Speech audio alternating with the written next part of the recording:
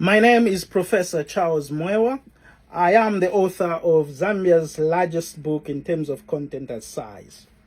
The title of the book is Zambia Struggles of My People. Now, in the last segment, I began by giving you a synopsis of the leadership mantra in this region now known as Zambia. Now, before that, in the past segment, I had introduced a character who stumbled upon copper deposits in the land that is now called Zambia. His name is John Cecil Rhodes. John Cecil Rhodes was born in 1853.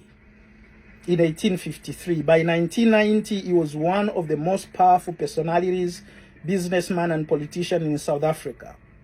His influence was felt both at home and abroad. At home, I mean in South Africa, and abroad means in England itself. Now, Bezo Williams, in his book Cecil Rhodes, which was published in 1929, writes the following about Cecil Rhodes. It's important to understand Cecil Rhodes to understand Zambia. Remember, Zambia was known as Cecil Rhodes. Okay? So, Zambia was birthed from Cecil Rhodes. It's its grandparent or its parent. So, to understand the future of Zambia, we must understand from whose emblems or whose limbs or whose philosophical make Zambia was getting birth. Now, Bezo writes, less than 6 years later, the cipher's name, they used to nickname Cecil Rhodes the cipher. The cipher's name was on every tongue as the autocrat of one of the greatest industrial undertakings in the world. As prime minister of his colony, he was prime minister once of the South African colony, and as the founder of what promised to be a vast new dominion for the empire. He was the first link of the British Empire. At home, that is in England, indeed, the quality of his eminence was never so incontestable as at one time it was in South Africa. Now, of course, at some point they knew he was in South Africa because they lived with him. But in England, he would make no mistake. To many, he was a bugbear, the type of the dishonest and unscrupulous politician who uses politics to rig the market and the wealth thus acquired to corrupt politics. A man who filched away at empire and slaughtered innocent savages. Now, this is the method of operation of Cecil Rhodes. He considered black Africans as savages. He was the conceptualization of the territorial nomenclature of terra nullius, a landless people. To Cecil Rhodes, Zambians who lived in northern Rhodesia had no land. They were born there, but it was not their land. It belonged to Cecil Rhodes and his British Empire. Or plotted against a friendly state to put money into his own and his fellow conspirators' pockets. He was a thief. He was ruthless.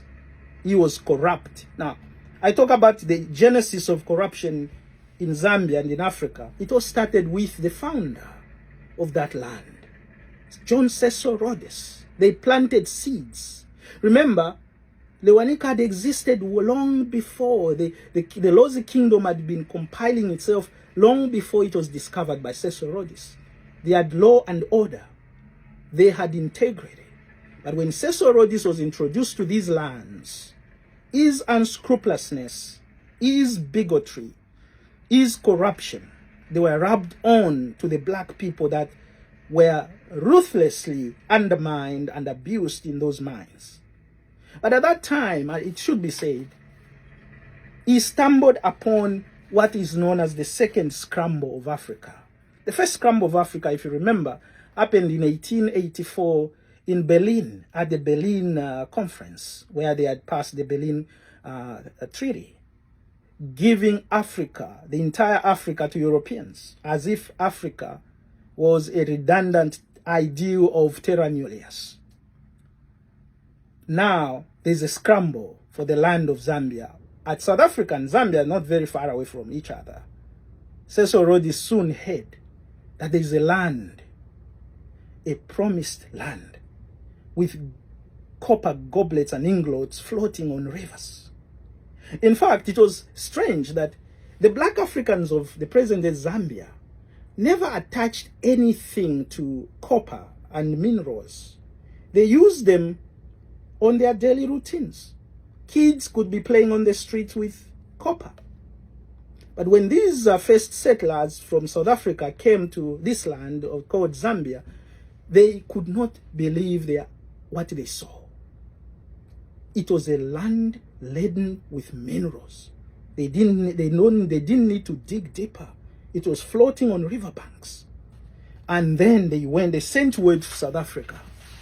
And John Cecil Rhodes, with his unscrupulousness and his poesy for corruption and gain, he said, wow, I have now found it. Now, they started now using the same word they have used in the past, like discovered. Remember, everything in Africa had been in existence for many years. But these Europeans started to invade that land. Because their Western eyes saw it for the first time, they would say, we've discovered a land. They even discovered waterfalls. They named them, they changed their name to Western, basically exposing the very rudiment meaning of terra nullius, that everything they found there was not there, actually. And it's interesting that even nowadays, we are going to see corporate interests sometimes behave almost the same. In 1931, in order to increase investment profits, the American cartel started to restrict copper supply. This was because the American company known as Ron Selection Trust, which is an Anglo-American corporation, which has continued to this day, had been in Zambia and in Africa for a long time. Unable to meet demands, consumers sought alternative and cheaper materials instead of copper. The result was that the price of copper crashed. Many employees were sacked. White Europeans returned to South Africa, while Africans went back to their villages to farm. Now, it's important for me to conclude this talk with that very point. This is 1931. Zambians, listen to me. History must not be ignored because it does repeat itself. For Africa, history lives. In 2024, copper is still the mainstay of the Zambian economy. Nothing has changed from what Cecil Rhodes saw. But even 1931, copper was a problem as an economic substructure of the economic enterprise and infrastructure. Copper, or mineral wealth, or belief in mono-economic kind of transaction for a nation is always a risk. It's not just a risk for the governors, it's the risk for the people. Governors, in fact, they change governments every 5 years, but the people never change. They will stay there where they are for years. Cecil Rhodes introduced the idea of mono-economy to Zambia, and Zambia has not changed even after close to 70 years of independence. They had problems in 1933 when there was a recession in the United States. Copper prices fluctuated and plunged the entire Central Southern African economy into shambles. And now, Zambia is still doing the same.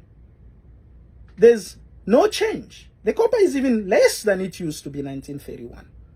If poverty is going to be conquered in Zambia, we need to cut Cecil Rhodes away from our chitenges. We need to throw him off the cuff. We must reinvent our economic setup away from John Cecil Rhodes. Mono economy of copper is detriment and a disaster to our people. Look at the poverty situation in Africa in general and the poverty situation in Zambia. It's because we follow the blueprint of Cecil Rhodes, who was an unscrupulous and selfish man who wanted just the mineral wealth for himself, not for the people. That's why he monopolized and monopolized the copper industry. We must run away from that. We hear next what to say.